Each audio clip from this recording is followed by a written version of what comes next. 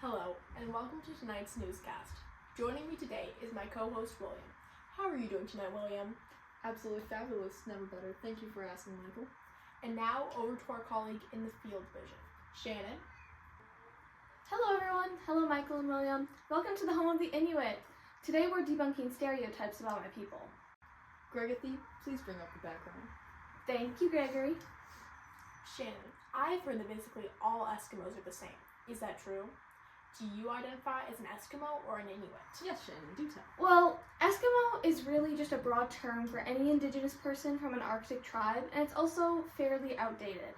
Technically, the French coined that term for us, but nowadays we consider it a racial slur, because when the French created it, they intended it to mean snowshoe or meat eater.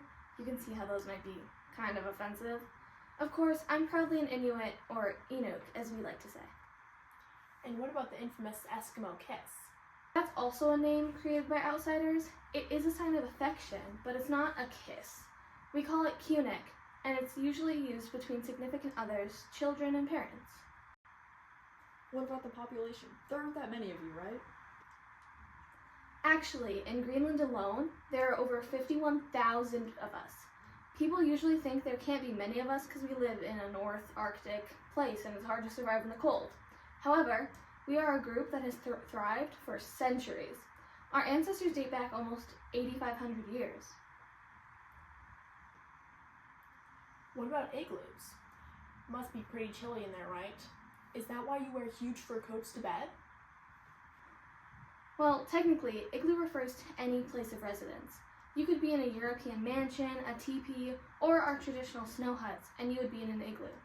And igloos aren't actually relatively cold on the inside. The igloo blocks the wind and traps your body heat inside of it, causing the inside to be regularly just above freezing. That's why we wear coats, because, freezing isn't warm. Well, I don't have any more questions for you, Shannon. Do you, Michael? No, not A1. Thank you, Shannon. Thank you both, and thank those for watching very much. Goodbye, Shannon. Gregathy, remove the background. Well, that was quite an interesting interview. Right? I had no idea that igloos referred to any housing.